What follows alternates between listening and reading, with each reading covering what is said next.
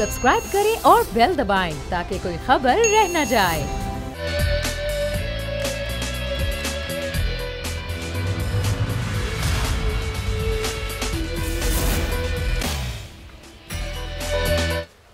अस्सलाम वालेकुम। प्रोग्राम में आज की ताज़ा खबर आपको खुशामदीद कहेंगे। मैं हूं अरबाब जहांगीर और कराची में मानसून के चौथे स्पेल का आज दूसरा रोज़ है। गुज़िश्ता रोज़ की तरह आज भी शदीद और वक्फे वक्फे से बारिश का सिलसिला जारी है। कराची की सड़कें आज भी पानी में डूबी हुई हैं। ट्रैफिक जैम देखने में आ रहा है। कई आबादियों में पानी घरों में दाखिल हुआ। गो के नालों की सफाई का NDMA की जानिब से आज 5वां रोज़ है। पीर के रोज़ इस काम का आगाज़ हुआ था। मंगल को इसका दायरा और वसी किया गया, लेकिन जो कई सालों और कई दहाइयों की खराबियाँ हैं वो इन 4-5 रोज़ में ज़ाहिर है कि सही नहीं हो सकती। उसके लिए कुछ वक्त दरकार है और इसी वजह से कराची के शहरी इस बारिश में भी कुछ सफ़र करते दिखाई दे रहे हैं, कुछ परेशान दिखाई दे रहे हैं। लेकिन उम्मीद उन्हें यही है कि आने वाले वक्त में अगर ये सिलसिला जारी रहा और NDMA एक बार मुकम्मल सफाई कर गई तो फिर मुस्तकबिल में जो बारिशें होंगी वो इस तरह से अजियतनाक नहीं होंगी। इस वक्त शहर की क्या सूरत हाल है, शुएब बर्नी हमारे साथ बोल न्यूज़ के नुमाइंदे मौजूद हैं। फैसल अजीज़ खान साहब भी हमारे साथ मौजूद हैं, चीफ न्यूज़ ऑफिसर हैं, सीनियर सहाफ़ी, सीनियर तज्ज़ियाकार हैं। गुफ्तगू का आगाज़ शुएब बर्नी से करते हैं। ज़रा शहर की सूरत हाल जानते हैं। शुएब, कौन कौन सी सड़कों पर इस वक्त पानी जमा है, किन किन आबादियों में पानी घरों में दाखिल हुआ, इमलाक को इस बारिश से कितना नुकसान पहुंचा, क्या सूरत हाल है इस वक्त शहर भर में? जी अरबाब, कराची के मुख्तलिफ इलाकों में वक्फे से इस वक्त भी बारिश का सिलसिला जारी है, जबकि आसमान पे मुकम्मल तौर पे खाली गड्ढा छाई हुई है। बारिश की वजह से सड़कों पे जो पानी जमा होता है उसकी वजह से सबसे ज्यादा जो मुश्किल आ रही है वो ट्रैफिक की रवानी में आ रही है कि ट्रैफिक की रवानी में काफी ज्यादा खलल है और शहर की बेशतर शाहराहें, जिनको हम 80% से जायद शाहराहें कह लें, तो वो इस वक्त ट्रैफिक के दबाव के जेर असर हैं, क्योंकि सड़कें अगर 3 लाइन की हैं तो उनमें 2 लाइन में बारिश का पानी है और 1 लाइन में जो है इस वक्त ट्रैफिक चल रहा है। कई मुकामात पे लोगों की गाड़ियां, मोटरसाइकिलें वगैरह खराब हो गई हैं, तो उसकी वजह से भी परेशानी का सामना है। इसके अलावा कराची के शहरियों को एक अजियत जो बर्दाश्त करना पड़ रही है वो के इलेक्ट्रिक की वजह से है कि शहर में बारिश होते ही और बारिश से कबल भी 18-18 घंटे, 16-16 घंटे हो गए रिहायशी इलाकों में बिजली की फरहमी मुअत्तल है। अब जो कराची में आबादी ज्यादातर फ्लैटों में रहती है उनके लिए पानी की किल्लत ठीक है। शुएब हमारे साथी रहेगा, जरा मजीद सूरत हाल पर भी आपसे बात करेंगे। पाकिस्तान तहरीक इंसाफ के सीनियर रहनुमा खुर्रम शेर जमान साहब हमारे साथ मौजूद हैं। खुर्रम साहब, जब गुज़िश्ता इलेक्शन में पाकिस्तान तहरीक इंसाफ को कराची के अवाम ने इतनी बड़ी तादाद में वोट दिया, अब 14 आपकी नेशनल असेंबली की सीट्स हैं, सूबाई असेंबली की बहुत ज़्यादा सीट्स हैं, तो उम्मीद कर रही थी अवाम तब्दील हो जाएगा, अब तब्दीली आएगी, लेकिन अभी तक कराची के अवाम की किस्मत तब्दील हो नहीं सकी है। शहर के मनाजिर अगर हम देखें तो वही मनाजिर हैं जो पिछले अदवार में हुआ करते थे। देखिए जी, आप ये तो नहीं कह सकते हैं कि तब्दीली नहीं है। मौजूदा हुकूमत के हालात को देखते हुए जिस तरीके से इनके फेलियर से आप देख रहे हैं कि प्राइम मिनिस्टर साहब ने NDMA को जिम्मेदारी दी और नालों की सफाइयाँ शुरू हुई, 3 दिन में बड़ाई एक बहुत बड़ा काम भी हुआ और आज रिलीफ भी है। लेकिन आप देखें ना कि ये रिलीफ खाली नालों की सफाई से नहीं होगा। आपके सामने है कि पूरे शहर के अंदर जितने भी सीवरेज का निजाम था, जो स्टॉर्म ड्रेन का निजाम था, वो सीवरेज में तब्दील हो चुका है, उसको ठीक करना है। अब ये क्या एक्सपेक्ट करते हैं कि क्या क्या करे फेडरल गवर्नमेंट? जो जिम्मेदारी इनकी है वो इन्होंने पूरी करनी है। अब जैसे कि बिजली की जिम्मेदारी हमारी है कि इलेक्ट्रिक को ठीक करना वो हमारी जिम्मेदारी है, उसको हम एक्सेप्ट करते हैं। इसी तरह इनको भी अपनी गलतियों को एक्सेप्ट करना चाहिए और बेहतरी की तरफ लेकर आना चाहिए। आपके सामने की बात है, अभी से 1 घंटे पहले एक बिलबोर्ड गिर गया, 2 लोग जो है उसके ऊपर बुरी तरह जख्मी हुए हैं। सुप्रीम कोर्ट के इंस्ट्रक्शंस हैं कि कोई बिलबोर्ड लोहे का स्ट्रक्चर का नहीं लगना चाहिए ताकि कभी बारिशों में आंधी आए तो किसी को नुकसान ना हो। लेकिन लगे हुए पूरे कराची में अरबों रुपए का आपको पता कारोबार है बिलबोर्ड्स का। कहा गया कि स्टिकर्स के बिलबोर्ड लगेंगे, खाली पैनाफ्लेक्स और इसके अलावा नहीं लगेंगे। इसके अलावा भी बहुत सारे मसाइल हैं। अच्छा खुर्रम साहब, अभी आपने खुद कहा कि के इलेक्ट्रिक को दुरुस्त करना, ठीक करना आपकी जिम्मेदारी थी। अभी 2 हफ्ते पहले असद उमर साहब यकीन दहानी करा के गए थे कि अब बिजली की लोड शेडिंग नहीं होगी। उनकी यकीन दहानी के अगले ही रोज आधा कराची डूबा हुआ था अंधेरे में, कल से फिर बिजली गायब है। उनकी यकीन दहानी के बाद कोई एक रोज ऐसा नहीं गुजरा जब लोड शेडिंग ना हुई। के इलेक्ट्रिक शहर के निजाम को ठीक नहीं कर सकता है। ये प्रपोजल भी हमने दिया है, ये हमने वफाक को ये बात बताई कि इनको आप जितना भी आजमा लें, इनके अंदर वो कैपेबिलिटी है ही नहीं। हमसे पहले जो लोग बैठे हुए थे, क्या आज तक उन्होंने चेक किया कितनी इन्वेस्टमेंट इन्होंने करनी थी, अपने सिस्टम को कितना अपग्रेड करना था? कुछ भी नहीं किया इन्होंने। हमें तो इस निजाम को बेहतर करना है। हमें कराची को एक से ज्यादा जो है पावर प्रोड्यूसर चाहिए।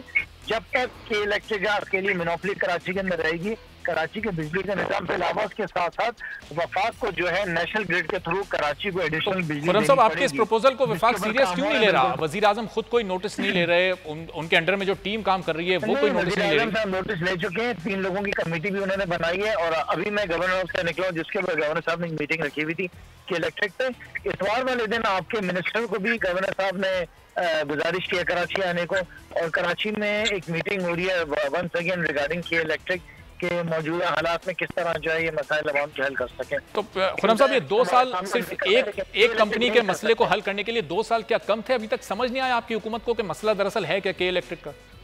जाहिर है कि जब इशूज आते हैं तो उसके बाद ही देखा जाता है। 2 साल के बाद ये पहली बार ऐसा हुआ पिछले 1.5 महीने से जो है आपकी लोड शेडिंग इशू है। अदरवाइज अगर आप देखें तो पिछले 2 साल में लोड शेडिंग हुई नहीं है, लेकिन अगर अब हुई है तो हमने उसको एक्सेप्ट किया है और हम उसको ठीक करेंगे। हम अपने दौर के अंदर इसके इलेक्ट्रिक के मसले को हल करेंगे। एक पावर प्रोड्यूसर कराची को पूरा नहीं कर सकता। मैं आपको फिर कह रहा हूँ, जब तक कि इलेक्ट्रिक की मोनोपोली कराची के अंदर रहेगी, कराची वाले इसी तरह से सकते रहेंगे। तो लेकिन खुर्रम साहब, मजीद टाइम कितना लगेगा? 2 साल अभी हो चुके हैं। इससे पहले के जो 5 साल जब आप वफाकी सतह पर अपोजिशन में थे, वो मसला समझने के लिए काफी नहीं थे वो 5 साल? क्या आप हुकूमत में आकर ही मसला समझ रहे हैं और उसका हल भी कोशिश कर रहे हैं करने की? इसमें सबसे जरूरी चीज ये देखनी पड़ेगी कि इलेक्ट्रिक की जो डील हुई थी शंघाई के साथ, वो क्यों डिले हुई भी है।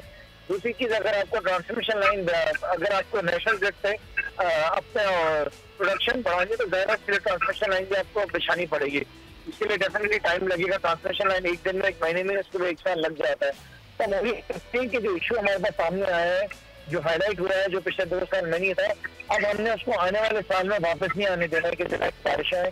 उम्मीद करते हैं कि ये इस इशू को जल्द से किया जाएगा। ऐसे डोमर साहब इसको हेड कर रहे हैं, गवर्नर साहब बल्कि इनफैक्ट हेड कर रहे हैं। ऐसे डोमर साहब देख रहे हैं, शहजाद साहब ने जो committee prime minister of Pakistan ने बनाई है। सही, लेकिन खुर्रम साहब, जब आप लोग अपोजिशन में थे तो कुछ ऑप्टिक्स उस वक्त दिखाई दिया करते थे। वो सदर मुमलिकत जो अभी आरिफ अलवी साहब, वो कश्ती लेकर आते थे। फैसल वार्डा साहब बारिश के दिनों में दिखाई देते थे मुख्तलिफ सड़कों पे घूमते हुए।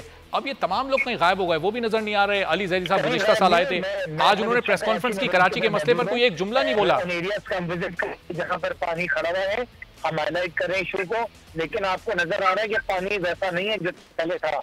जाहिर है कि आपके एनडीए ने प्राइम मिनिस्टर के कहने से आगे जो काम किया है, एफडब्ल्यू ने जो काम किया है, उसका रिजल्ट आया है। अगर ये इकदाम वज़ीर आज़म साहब ने नहीं उठाया होता तो आपको अंदाजा है कि जो बारिश इतनी हुई है तो कराची का क्या हाल होना था।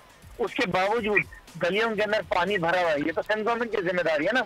अब एनडीए में आके गलियों के अंदर तो नहीं सब पानी निकालेगी, रोड के ऊपर कहाँ है आपके local government minister? Nasir Shah किधर है, जो उनके नंबर 2 लोकल गवर्नमेंट मिनिस्टर है, जिनकी चलती है सईद गनी साहब? तो खुर्रम साहब, सिर्फ सिंध हुकूमत की जिम्मेदारी है या शहरी हुकूमत की भी कोई जिम्मेदारी है जो आपके इत्तेहादी हैं?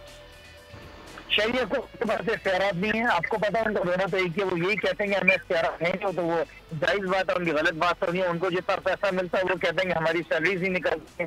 पेंशन की कितने हजारों लोग हैं शहरी हुकूमत के जो मुझे जिनकी पेंशन नहीं निकली है। तो मेयर को तो आपने ना इख्तियारात दिए, ना मेयर को अपने वसाइल दिए। जो थोड़े बहुत दिए उसको मैं मेरे ख्याल से जितना कर सके वो करे, उससे ज्यादा क्या करेंगे। सही, खुर्रम साहब साथ ही रहेगा जरा। KWSB के चेयरमैन कौन है? मुराद अली शाह। SBCI के चेयरमैन कौन है? Murad Ali Shah. Sindh solid waste management board के चेयरमैन कौन है? ये सारी पीपल्स पार्टी के अंदर तो आते हैं।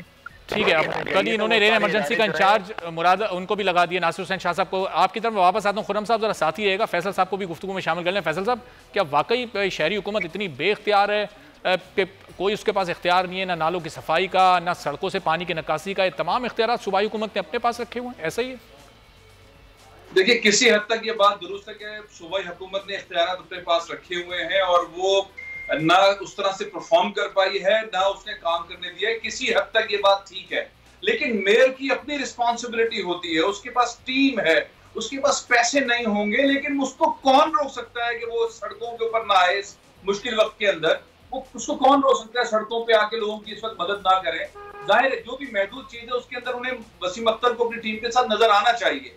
और ये बात भी दुरुस्त है कि पीटीआई के दोस्तों को भी नजर आना चाहिए। बड़ी तादाद के अंदर MNA MPs हैं। पीपल्स पार्टी की हुकूमत ने जिस तरह से लोकल गवर्नमेंट के इदारों को अपने पास रखा और वो परफॉर्म नहीं कर सके, और वहां पे अब ये पहली बार, दूसरी बार, तीसरी बार, चौथी बार नहीं, ये 12 साल से यही हो रहा है। 12 साल से सिनेरियो पाकिस्तान पीपल्स पार्टी की गवर्नमेंट का तकरीबन सेम ही है।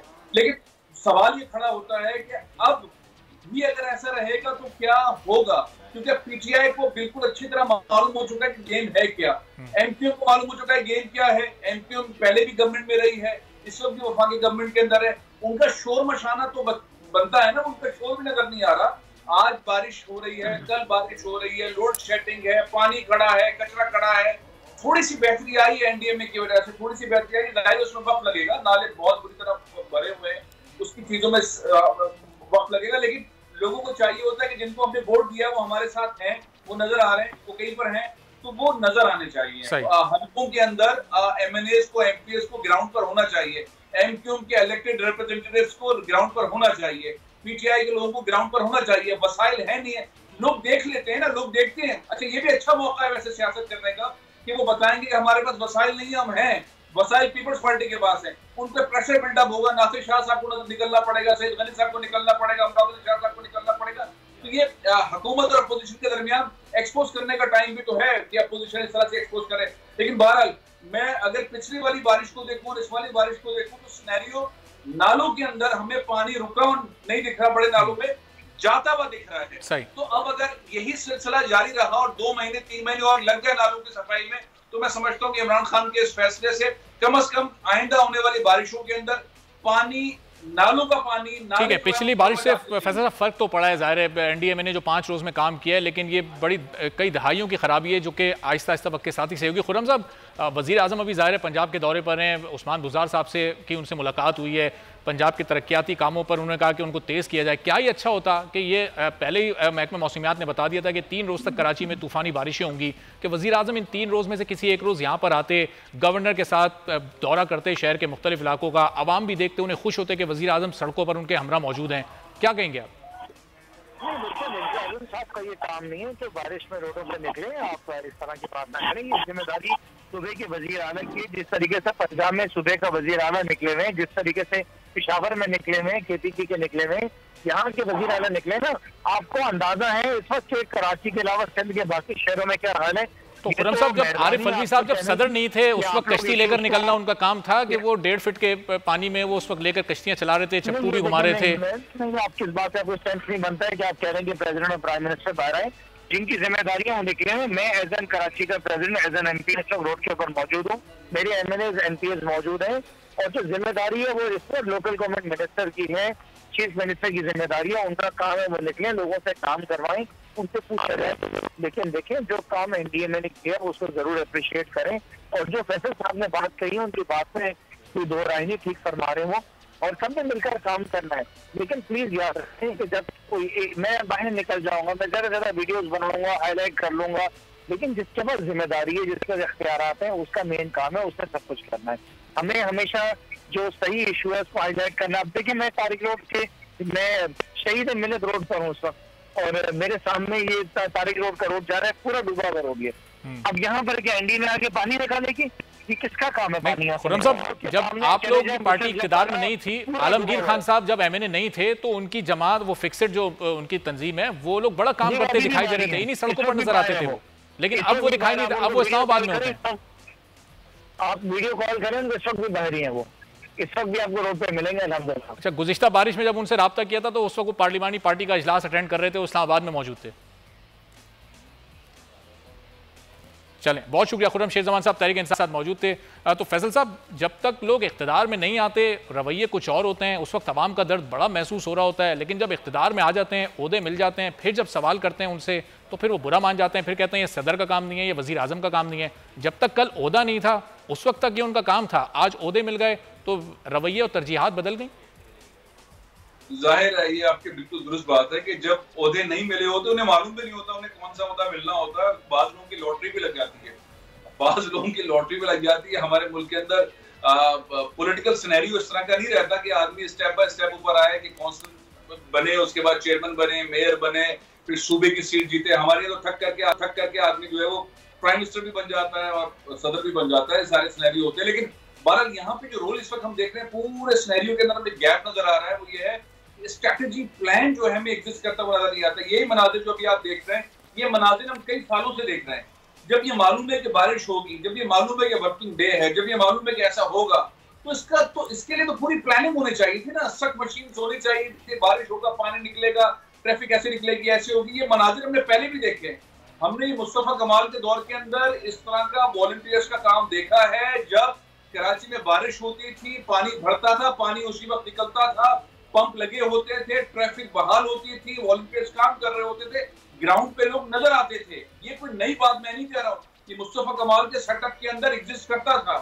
इस वाली गवर्नमेंट के अंदर हमें ट्रैफिक पुलिस वाले भी बेचारे काम कर रहे हैं, मेहनत है, लेकिन उनकी तादाद बहुत कम है। सिनेरियो वॉलंटियर्स का एग्जिस्ट नहीं कर रहा। पाकिस्तान पीपल्स पार्टी की जो यूथ विंग है या स्टूडेंट विंग है, वो हुकूमत के अंदर है, उनको चाहिए कि वो ग्राउंड पर उतारें।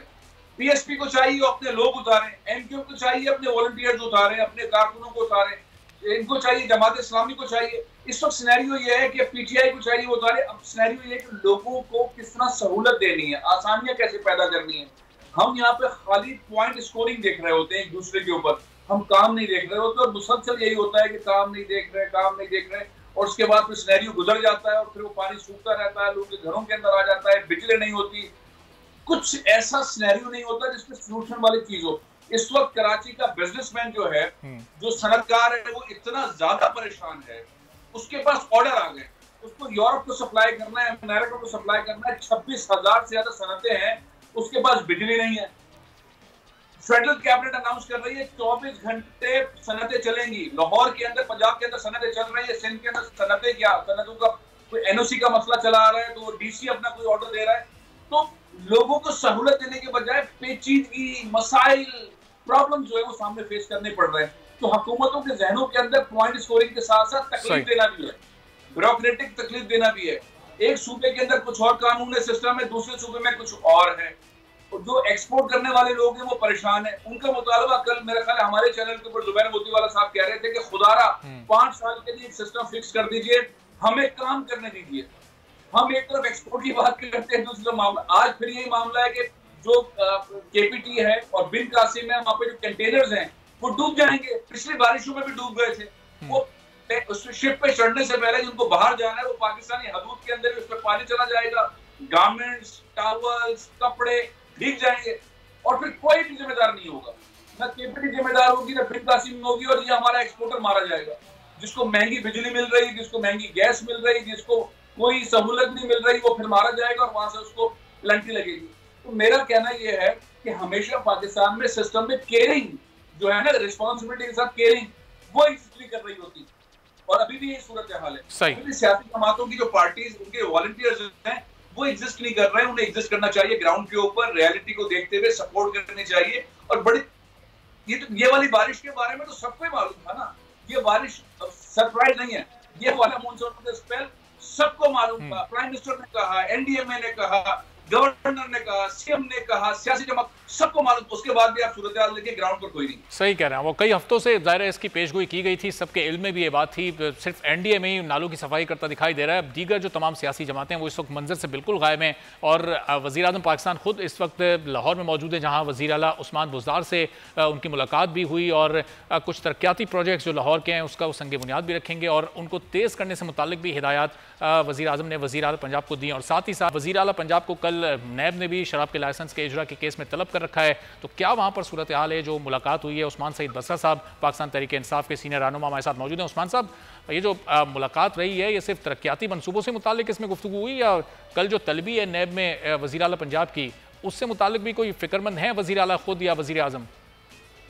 बिस्मिल्लाहिर्रहमानिर्रहीम, बहुत शुक्रिया आपका।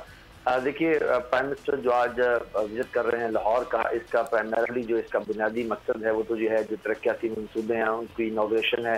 ख़ास तौर पे जो हम लाहौर के रावी के किनारे इस तरफ शेखपुरा की साइड के ऊपर एक नई अथॉरिटी बना के एक नए शहर का संग बुनियाद रख रहे हैं, ताकि लाहौर के ऊपर जो एक अर्बनाइजेशन का एक बोझ है उसको कम किया जाए, और लाहौर के फैलाव को बजाय इसकी कि हम कसूर की तरफ जो बहुत चला गया है उसको हम दूसरी तरफ को लेके आएँ और एक प्लान सिटी जो है उसको बनाएं, जो कि लंबा मुतालबा है और उसका हक भी है। तो एक बड़ा मनसूबा ये है। इसके अलावा प्राइम मिनिस्टर मुख्तलिफ मीटिंग ले रहे हैं। जहाँ तक आपने कहा कि उस्मान बुज़दार साहब, देखिए आज जो इस पे जो बात होनी चाहिए, असल में टेलीविजन को ये बात करनी चाहिए, मेरी दानिश में ये करनी चाहिए कि आज जब एक चीफ मिनिस्टर जो एक रूलिंग पार्टी के चीफ मिनिस्टर हैं, जिनकी मरकज में हुकूमत है, जब उनको नायब ने तलब किया है तो उस पार्टी का कोई कारकुन, कोई एमपीए, कोई तर्जुमान, कोई एक शख्स भी फर्दवाज इस बात को उछाल नहीं रहा कि नैब को की जुरिस्डिक्शन कहां से आ गई, नैब जो है निजाम हुकूमत चलने नहीं दे रहा। देखिए पाकिस्तान के अंदर इदारों की तकरीम का इस्तारा इमरान खान है, और ये हमें कतन बिल्कुल किसी की फिक्र नहीं है। कोई भी शख्स पाकिस्तान के इदारे, पाकिस्तान के इत्तेफाक के इदारे, पाकिस्तान के दूसरे सवाल करने वाले इदारे जब उससे सवाल करेंगे तो बहसियत एक और एक पब्लिक ऑफिस होल्डर के उनको उसका जवाब देने के लिए हर वक्त तैयार रहना चाहिए। लिहाजा इसके लिए हमारे लिए कोई परेशानी बिल्कुल नहीं है। नैब का एक काम है वो सवाल उठाएं, अगर उनको किसी किस्म की चीज नजर आ रही है, कुछ चीजें ग्रे एरिया के अंदर है, सवाल करना उनका हक है। और जो फर्ज है चीफ मिनिस्टर हो, मैं हूं या आप हूं या कोई भी हो, उनको जवाब देना। इसमें जो अहम बात करने की वो ये है कि क्या प्राइम मिनिस्टर ने या उनकी जमात ने, क्या हम इसको पोलिटिसाइज कर रहे हैं, क्या हम इसके ऊपर पोलिटिकल चलिए उस्मान साहब इस पर मजीद भी बात करते हैं। जरा ब्रेक से पहले उस निसार चीमा साहब का ही पॉइंट ऑफ व्यू इस पर मैं ले लूं। निसार साहब, अब तो नैब के किरदार पर आप लोगों को कोई शक नहीं है ना? वज़ीर आला पंजाब को भी उन्होंने बुला लिया, वो जा भी रहे हैं और उनकी पार्टी के लोग उस पर एतराज़ भी नहीं कर रहे, तो एहतसाब के अमल को अब आप शफाफ होता देख रहे हैं? अरबाब साहब, शक वाली तो बात ही नहीं है। ये तो देखें, हमें यकीन है ये इनका PTI और नैब का जो अलायंस है, जिसको हमने हमेशा अनहोली अलायंस कहा है, उसका विक्टिम हम रहे हैं, अपोजिशन पूरी रही है। ये तो देखें जिस तरह हमारे मुल्क की अदलिया ने और बिलखसूस पिछले दिनों सुप्रीम कोर्ट ने नैब के बारे में, उसके किरदार के बारे में, उसकी कारकर्दगी के बारे में जिस तरह इजहार किया है अपने फैसले में, अपने रिमार्क्स में, अपनी ऑब्जर्वेशन में, कि ये जो है ये पॉलिटिकल विक्टिमाइजेशन के लिए इस्तेमाल किया जा रहा है, इसलिए अपनी इस इदारे ने अपनी जो अपना इमेज है, अपनी इम्पार्शियलिटी है, उसको बुरी तरह मुतासर किया है। देखें, इसको पॉलिटिकल इंजीनियरिंग के लिए इस्तेमाल किया जा रहा है। ये सुप्रीम कोर्ट के अल्फाज हैं, मेरे नहीं हैं। जब यह कि ये सूरत है तो ये कि इनमें अगर अखलाकी जरूरत होती तो वैसे ही मुस्ताफ़ी हो जाते। ये चेयरमैन नायब जो है बिल्कुल इनको मुस्ताफ़ी होना चाहिए था। अब तो यह है कि अपनी जो इनकी साख रही कोई नहीं है, कोई क्रेडिबिलिटी नहीं है, आवाम की नज़रों में कोई जो है वो कोई तकरीम, कोई साख, कोई एतमाद, कोई एतबार बिल्कुल नहीं है। अब तो यह है कि उसको बहाल करने की एक नाकाम कोशिश है कि नहीं जी नहीं, हम ये है कि इतने भी इस तरह के भी नहीं है, हम ये कि इनके गवर्नमेंट पे भी ये है कि गवर्नमेंट के लोगों पे हाथ डालेंगे। ये तो सिर्फ ये है कि अपनी साख को जो है ही नहीं है उसको बहाल करने की एक नाकाम कोशिश है और कुछ नहीं है। और देख लीजिएगा कि अल्टीमेटली क्या होगा, कुछ भी नहीं होगा। वही होगा जो मालब जब्बा के केस में हुआ है, जो BRT पेशावर के केस में हुआ है, जो शुगर माफिया के खिलाफ इन्होंने क्या किया है। अगर ये रिपोर्ट जो है किसी अपोजिशन के लीडर के खिलाफ आती, अब तक वो गिरफ्तार होता, लेकिन क्या हुआ है, कुछ भी नहीं हुआ। इसी तरह ये है कि ये आप देख लीजिएगा, देखें ये आपको पता है कि ये ट्रांसपेरेंसी इंटरनेशनल ने एक लेटर लिखा है हफीज़ शेख साहब को, जिसके बारे में उन्होंने कहा कि FBR का साबिक चेयरमैन ये शबल ज़ैदी साहब जो है, इन्होंने अपनी मनपसंद 6 कंपनियों को 16 अरब रुपए का नाजायज फायदा पहुंचाया है। अगर ये रिपोर्ट जो है अपोजिशन के खिलाफ आती कुछ भी नहीं होगा, तो ये अब तक गिरफ्तार होते। नजर नहीं आ रहा आपको? तो क्या ये एक बैलेंसिंग एक्ट ये सूरत के हासिल साहब से जानने की कोशिश करेंगे कि नैब ने उस्मान बुज़दार को जो तलब किया है, तो ये अपोजिशन को मुतमईन करने के क्या सिर्फ एक बैलेंसिंग एक्ट है? एक ब्रेक के बाद बात होगी।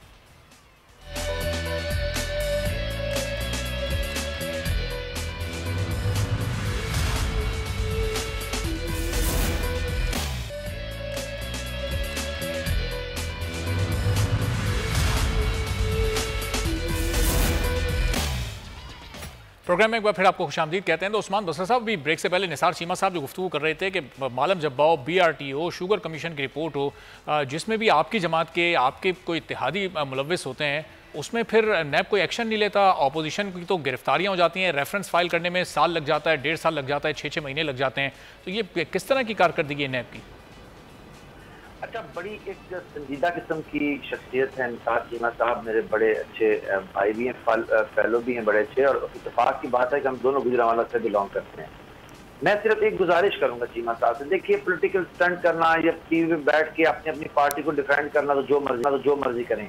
मैं आपके प्रोग्राम के तवज्जो से चीमा साहब से गुजारिश करता हूँ कि चीमा साहब, अगर आप समझते हैं कि मालूम जब्बा कोई केस है, BRT का कोई केस है, हेलीकॉप्टर का कोई केस है, तो आप इस तरह करें कि वकील आप ना करें, वकील मैं कर दूंगा, पैसा भी मैं दूंगा, आप सिर्फ मुद्दई बन के उनको कोर्ट में ले जाएं।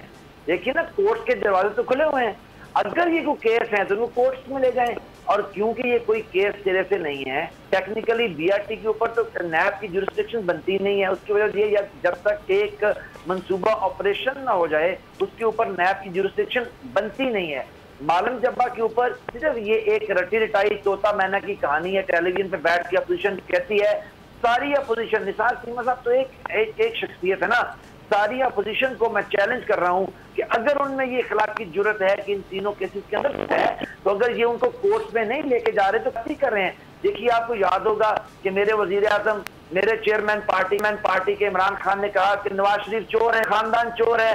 वजीर आजम थे नवाज शरीफ, गिरेबान से पकड़ के हम उनको सुप्रीम कोर्ट के अंदर लेके आए, गिरेबान से पकड़ के लेके आए और निकाल इनका चोरों को ईवान किरदार से। तो आप इस तरह क्यों नहीं करते भाई? हमने आपके खिलाफ, हम पूरे पाकिस्तान में एहतजाज के नहीं निकले कि आप वोट चोर हैं, आप पाकिस्तान के खजाने के चोर हैं, आप टैक्स चोर हैं। हमने साबित करके दिखाया अल्हम्दुलिल्लाह। अगर आप ये समझते उस्मान साहब, हैं गुज़िश्ता साल जब दवाओं की कीमत में कई 100 गुना इजाफा हुआ, वो स्कैंडल सामने आया, आमिर कियानी साहब को फिर उनकी वजारत से उस वक्त हटाया भी गया, लेकिन ना वो कीमतें वापस हुई, ना नैब ने कोई कार्रवाई की, वो मामला भी फिर पीछे चला गया। देखिए, मैं यही गुजारिश कर रहा हूं कि ये तो सारी पॉलिटिकल बातें हैं ना। जब जो ड्रैप के साथ मामला हुआ, देखिए इसको समझने की जरूरत है। ये दोबारा वही केस की तरफ इशारा कर रहे हैं जो कि मालूम जब्बार टाइप का केस है। क्योंकि मैं तो वकालत करता हूँ ना नैब के साथ, मुझे पता है कि ये केसेस होते किस तरह से हैं और ये क्या मामला क्या है। देखिए, ड्रैप के साथ जो कीमतें ऊपर चली गई, आमिर कियानी साहब की वजारत को तब्दील किया गया, 480 अदवायात की कीमत को नीचे लेके आए गवर्नमेंट, उसकी लिस्ट जारी की है। अगर फिर भी कोई ये समझता है कि इसके अंदर कोई गड़बड़ हुई है, कहीं पे कोई एम्बेजलमेंट है, कहीं कोई ग्रे एरिया है, ब्लैक एंड व्हाइट में चीजें नहीं है, तो ये क्यों नहीं हमें कोर्ट में लेके जाते? या आमिर कियानी साहब तो यही है। आमिर कियानी तो कोई ऐसे आदमी नहीं है कि जिनको कोर्ट में नहीं ले जाया जा सकता। कोताही थी आमिर कियानी साहब की उस मामले में उस्मान साहब? जी, आमिर कियानी साहब की कोताही थी उस मामले में जो कीमतें ऊपर गई थी? सत्तन नहीं है भाईजान। देखिए, मसला तो फिर उनको हटाया क्यों गया? देखिए, इसको अंडरस्टैंड करें कि जब डॉलर की कीमत को हम ओरिजिनल प्राइस के ऊपर लेके आए, वो फेक और फिक्टिशियस प्राइस जो पॉलिटिकल स्टंट करके मुस्लिम लीग नून की हुकूमत ने 40 अरब यूएस डॉलर का नुकसान करके मार्केट में सिटा खेल के एक कीमत को 100 रुपए के आसपास रखा हुआ था। जब हम उसको उसकी ओरिजिनल कीमत पे लेके आए, इसकी अप्रिशिएट किया, हमारी डिवैल्यू जो होना ही थी पिछले 8 से 10 साल, तो उसकी वजह से दवाइयों की कीमतें इसलिए बढ़ी कि तमाम रॉ मटेरियल, तकरीबन तमाम रॉ मटेरियल इंपोर्ट किया जाता है, और जब इंपोर्ट किया जाता है तो उसका बिल जो है वो डॉलर्स में अदा किया जाता है। सही, कीमतें बढ़ी। चलें, उस्मान साहब का पॉइंट आ गया। फैसल साहब, उनको कोर्ट में लेके जाएं, कोर्ट में लेके जाएं। जी, निसार साहब आपकी तरफ मैं आता हूँ, इसका जवाब दीजिएगा, लेकिन जरा फैसल साहब को भी शामिल कर लूँ मैं। फैसल साहब, ज़ाहिर निसार चीमा साहब कह रहे थे कि जो भी हुकूमत, खैबर पख्तूनख्वा की हुकूमत हो, वफाकी हुकूमत हो, जब इनमें से कहीं कोई बड़ी करप्शन में मुलव्विस होता है या उसके बारे में कोई तहकीकात की जा रही होती हैं, वो दरमियान में छोड़ दी जाती हैं, उस पर कोई गिरफ्तारी भी नहीं होती। बीआरटी कह रहे हैं जुरिस्डिक्शन में नहीं आता नैब की। उस्मान सईद बसरा साहब, दवाओं वाला मामला आपके सामने, नैब ने कोई कार्रवाई नहीं की, तो ये यकतरफा कार्रवाइयाँ कर रहा है नैब वाकई?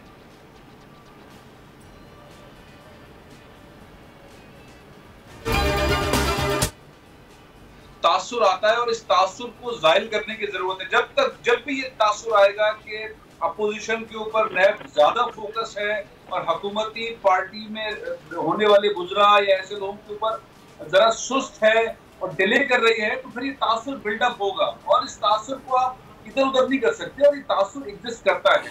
गुजारिश ये है कि नैब एक कौमी इदारा है, नैब के पास 1200 से ज्यादा रेफरेंसेस रखी हुई है जिनके ऊपर काम नहीं कर रहा नैब। ये जो ताजा तरीन एनवायरमेंट है इसके अंदर भाग दौड़ में लग जाता है। मैं तो ये कहता हूँ कि जो 1200 के करीब रेफरेंसेस हैं जिसके ऊपर चीफ जस्टिस ऑफ पाकिस्तान जनाब जस्टिस ने हमने देखा कि फौरी तौर पर ऑर्डर किया कि नई कोर्ट्स बनाए जाएं और गुलजार अहमद साहब ने और नई कोर्ट्स बनाई जाए और उन रेफरेंसेस को निपटाया जाए।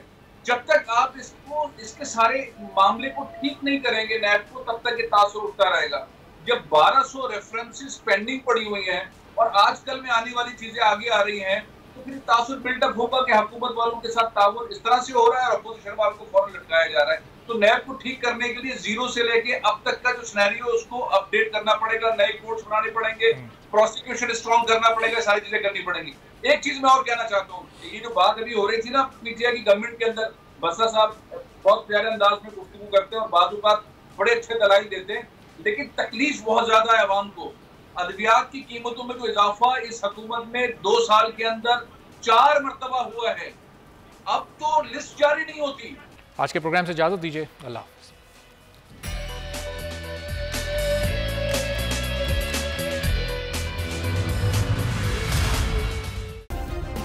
सब्सक्राइब करें और बेल दबाएं ताकि कोई खबर रह न जाए।